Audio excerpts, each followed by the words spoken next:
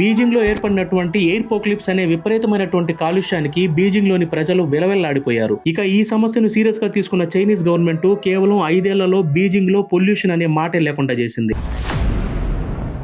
2013లోనే clean air action plan అనేది ఒకటి తీసుకొచ్చి ముందుగా బీజింగ్ లో ఉండేటటువంటి కోల్ బేస్డ్ పవర్ ప్లాంట్స్ అన్నిటినీ కూడా గ్యాస్ ఫైర్డ్ పవర్ ప్లాంట్స్ గా మార్చేసింది. సెకండ్ గా వాహనాల పొల్యూషన్ అనేది క్రమంగా తగ్గించడానికి దాదాపు 782 కిలోమీటర్ల సబ్వే ట్రాక్స్ వేశారు. నెక్స్ట్ గా పెట్రోలియం బస్సెస్ అన్నిటిని ఒక్కసారిగా ఆపేసి దాదాపు 12,000 ఎలక్ట్రిక్ బస్సులు అనేవి ప్రవేశపెట్టారు. ప్రజలు కేవలం ఎలక్ట్రిక్ కార్స్ ని ఎక్కువగా కొనడానికి వాళ్ళకి హై సబ్సిడీలు అనేవి ఇచ్చారు. కొన్ని ఫ్యాక్టరీస్ యొక్క పొగగొట్టాల్లో అడ్వాన్స్డ్ స్క్రబ్బర్స్ అనేవి పెట్టారన్నమాట. ఈ స్క్రబ్బర్లు ఫ్యాక్టరీ నుంచి వచ్చేటటువంటి టాక్సిక్ గ్యాసెస్ తో పాటు ఫైన్ పార్టికల్స్ గాల్లో కలవనీయకుండా చేశాయి. వీటన్నిటికన్నా హైలైట్ ఆఫీసర్స్ కి ప్రమోషన్స్ ఇచ్చే దాంట్లో కూడా ఎవరైతే ఎయిర్ క్వాలిటీ ఇండెక్స్ తక్కువగా మెయింటైన్ చేశారో వాళ్ళకి మాత్రమే ప్రమోషన్స్ ఇచ్చారు. చైనా తీసుకున్నటువంటి ఈ నిర్ణయాల వల్లే ఈ రోజు బీజింగ్ లో పొల్యూషన్ అనే మాట లేకుండా ఎయిర్ క్వాలిటీ ఇండెక్స్ 77 చూపిస్తుంది.